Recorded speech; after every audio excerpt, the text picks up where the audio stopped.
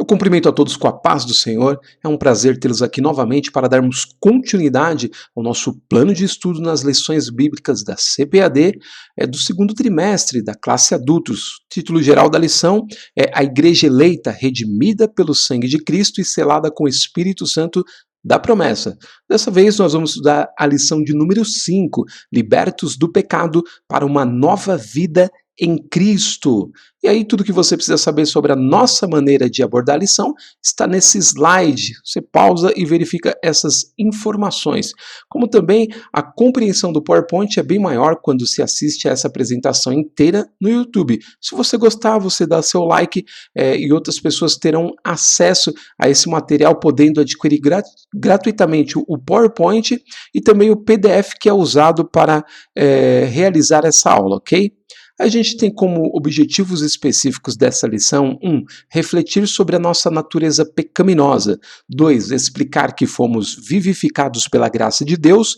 E 3. Informar que a nossa salvação vem de Deus e não das obras. O texto áureo da lição, em Efésios 2, 4 e 5, diz assim: Mas Deus, que é riquíssimo em misericórdia, pelo seu muito amor com que nos amou, estando nós ainda mortos em nossas ofensas, nos vivificou juntamente com Cristo. Aqui o autor indica que há mais um trecho desse texto, ele não colocou aqui para não ficar muito grande, ok?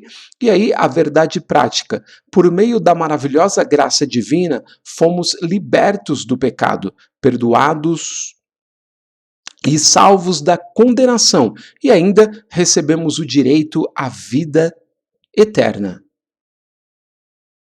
A leitura bíblica em classe está em Efésios, no capítulo 2, do versículo 1 ao versículo 10. Você pausa esse vídeo, faz aqui a sua leitura e também pode complementá-la com a leitura diária feita de segunda a sábado, que é uma leitura complementar para que você tenha uma abrangência maior sobre o assunto, ok? A gente passa então para a introdução da lição. A parte em destaque diz: a presente seção da Epístola aos Efésios apresenta relevantes aspectos doutrinários da salvação. E a gente sempre coloca aqui a conclusão junto, porque, repito, isso aqui não é uma aula antecipada, ok? Não é uma pré-aula. Isso aqui é um plano de estudo, é uma forma de você abordar a lição, um caminho mais enxuto e objetivo. Portanto, na conclusão, o comentarista diz, na parte selecionada: essa gloriosa salvação nos foi concedida independente de nossas obras. Na verdade, aqui seria mais adequado: independentemente de nossas obras. A partir da salvação, passamos a praticar boas obras que glorificam a Deus, nosso Pai. Mateus 5,16. Aí nós passamos para o slide que apresenta todos os tópicos da lição. No primeiro nós veremos a antiga natureza morta em ofensas e pecados. No tópico 2, vivificados pela graça. E no tópico 3, a salvação não vem das obras. No primeiro nós temos nossa condição anterior, depois nossas ofensas e pecados, né? No primeiro tem apenas 2 pontos.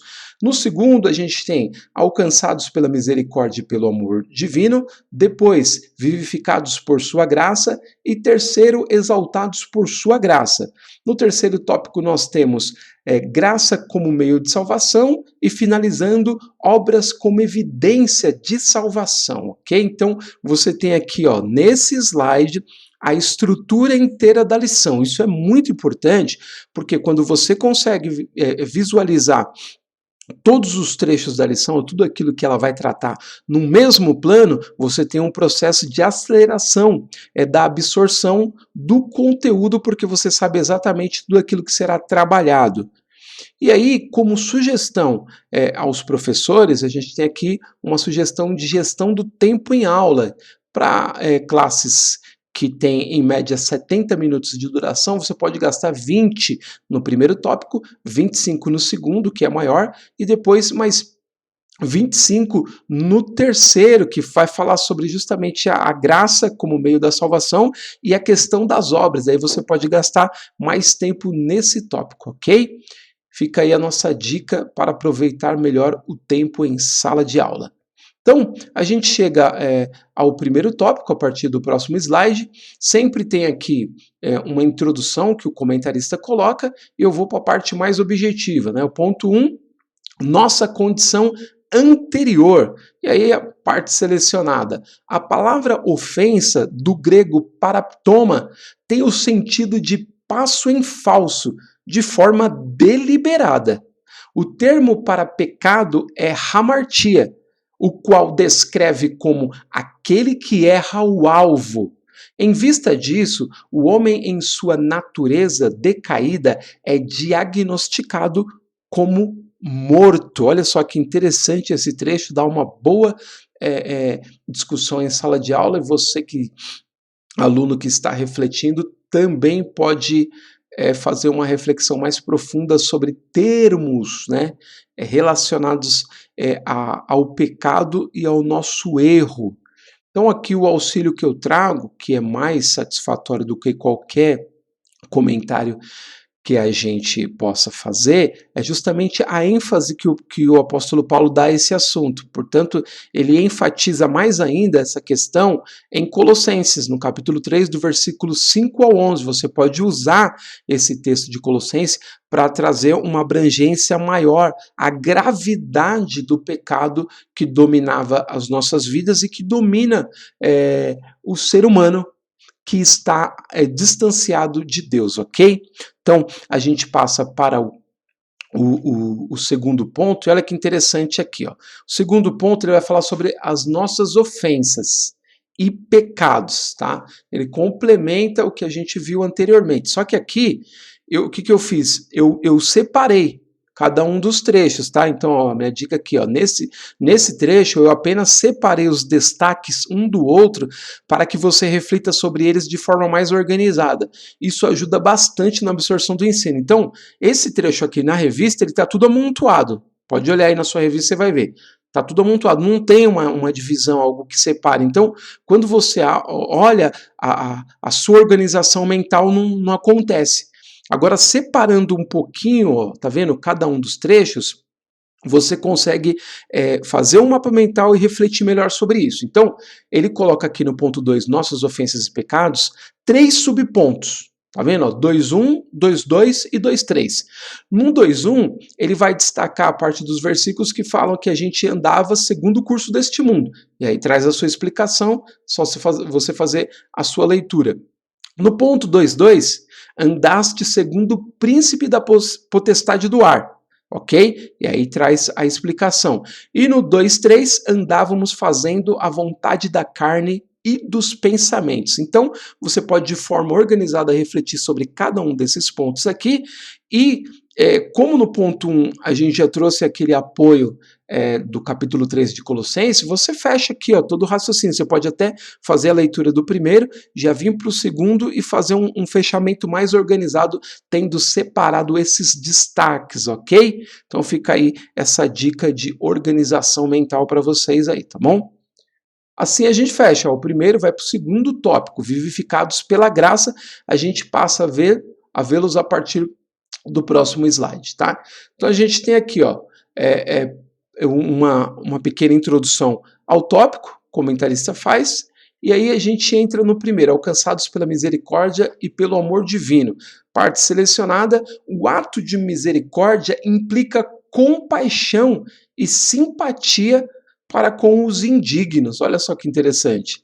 E essa riquíssima misericórdia procede do seu muito amor com que nos amou. A Bíblia enfatiza que foi a magnitude desse amor que motivou a nossa salvação. É muito lindo isso, gente, para se discutir em sala de aula e para refletir também, é muito profundo, porque a gente não consegue dimensionar essa misericórdia de Deus. Aqui eu trouxe um auxílio para vocês de teologia elementar, do Emery Bancroft. Eu sempre falo para vocês, gosto muito desse livro, porque o pensamento colocado nele é simples, você não tem muitas palavras difíceis que os autores teológicos gostam de usar, assim, que às vezes mais confunde do que esclarece, que não, teologia elementar já fala, é elementar, ela é rudimentar, ela parte da base, então te ajuda bastante. Aí ele coloca sobre misericórdia o seguinte: a misericórdia de Deus é aquele princípio e qualidade que descreve sua disposição e ação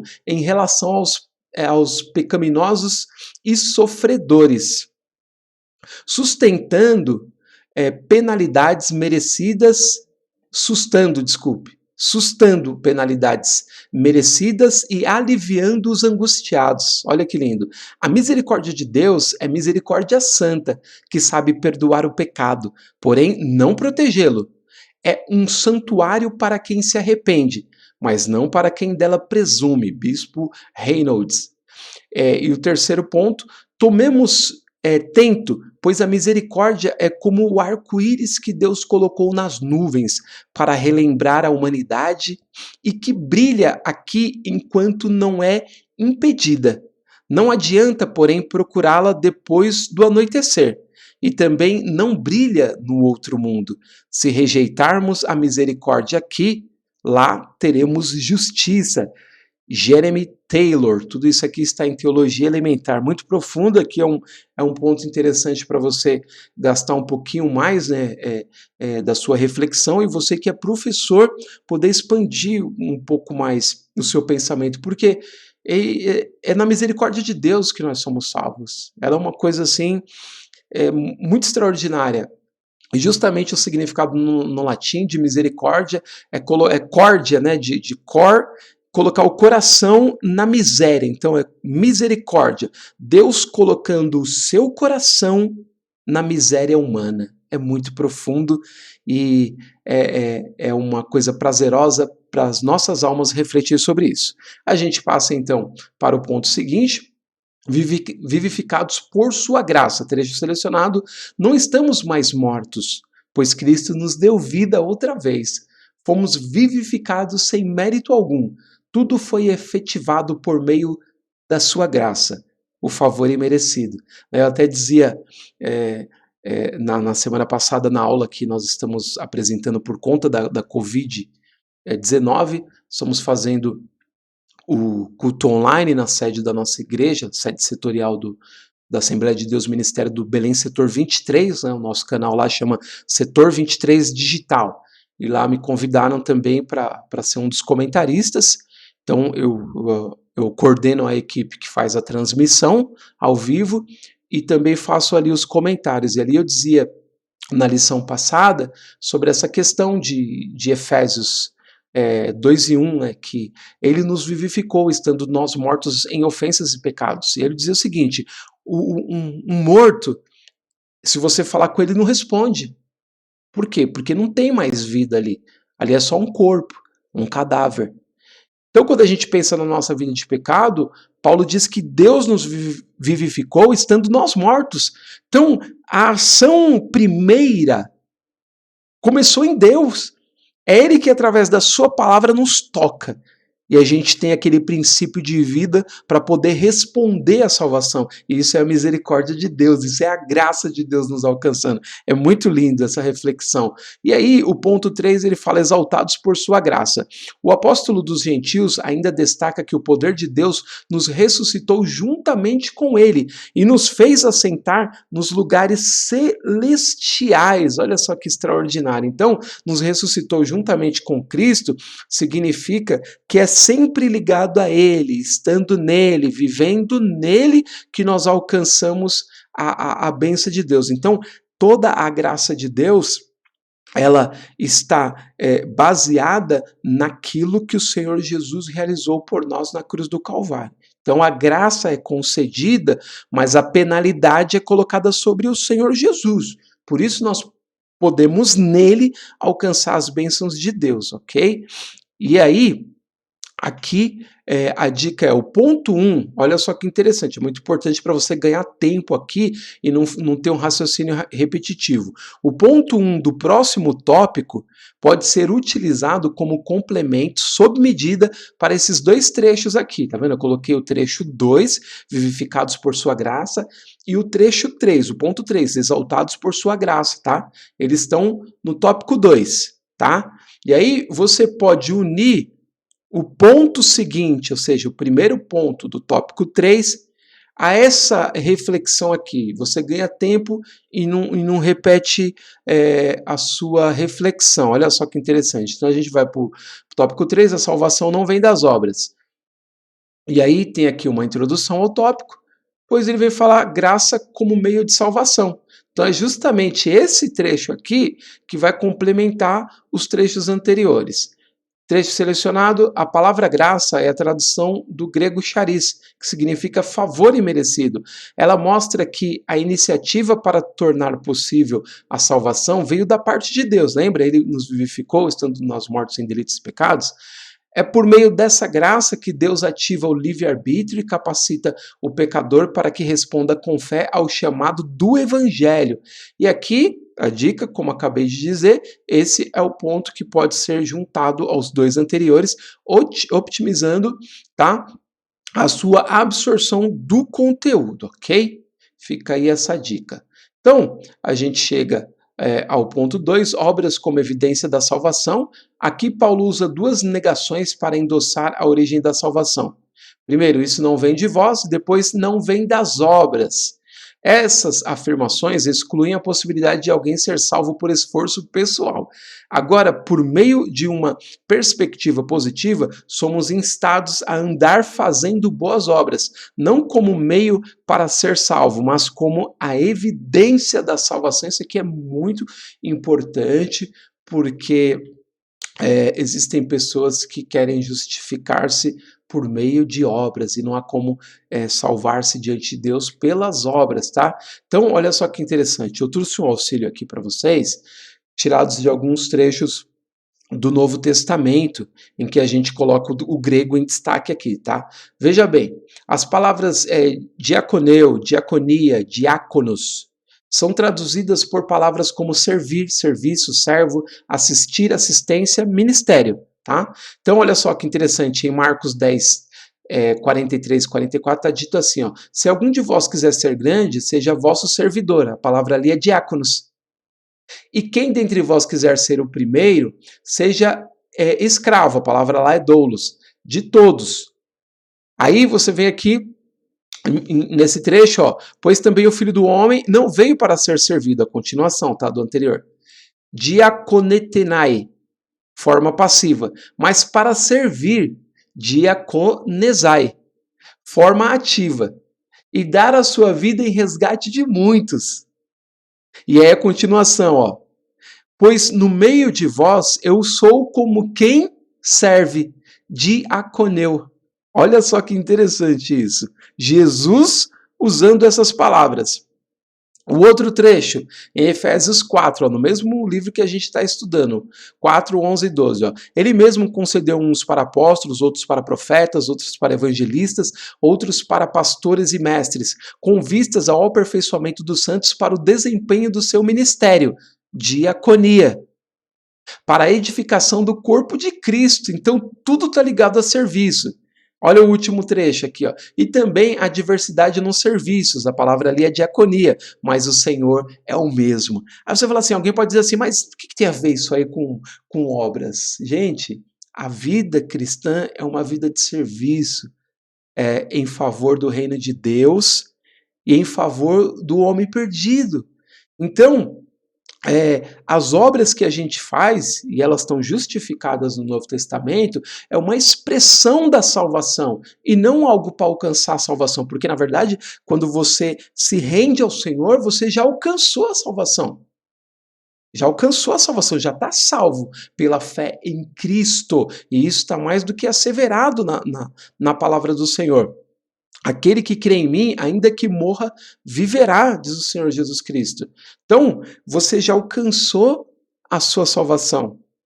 Você não está em busca dela. É o sacrifício de Jesus que nos garante isso. Agora, a sua vida de serviço é uma expressão dessa salvação, ou seja, eu sou salvo, agora quero fazer boas obras, andar em novidade de vida, ou seja, com uma vida ética, honesta, fugindo do pecado e fazendo o serviço de diácono, de diaconia, o serviço de assistir, de dar assistência tanto no aspecto doméstico da fé, como em favor do mundo. Isso é muito interessante, uma discussão muito boa aqui para você que está refletindo sobre a lição e você, professor, que está dando essa aula, ok? Aí a gente fecha, então, olha só que interessante, todo esse trecho, nós passamos por todos esses pontos e chegamos à conclusão da lição, sempre lembrando, o meu propósito não é dar uma aula completamente desenvolvida, porque o meu desejo é que você possa ter um ponto de partida mais objetivo e enxuto para você mesmo construir o seu raciocínio. Porque conhecimento bíblico não vem de repetição da ideia dos outros. Conhecimento bíblico vem de pesquisa.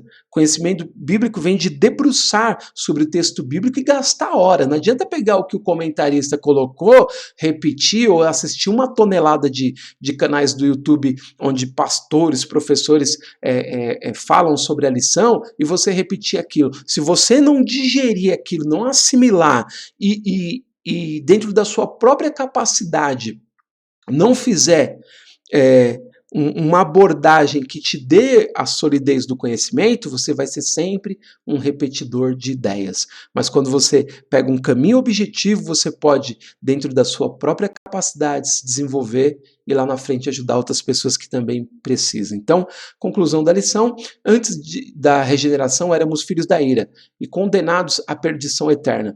Por ato do amor divino, por meio de sua maravilhosa graça, nos tornamos filhos por adoção. Essa gloriosa salvação nos foi concedida independente de nossas obras. A partir da salvação, passamos a praticar boas obras que glorificam a Deus nosso Pai, Mateus 5,16. Espero ter de alguma maneira auxiliado vocês para que possam também auxiliar outras pessoas no desenvolvimento do conhecimento bíblico, ok? Então, desejo a todos vocês uma excelente aula. No momento, todas as nossas aulas estão sendo online ainda, por conta da Covid.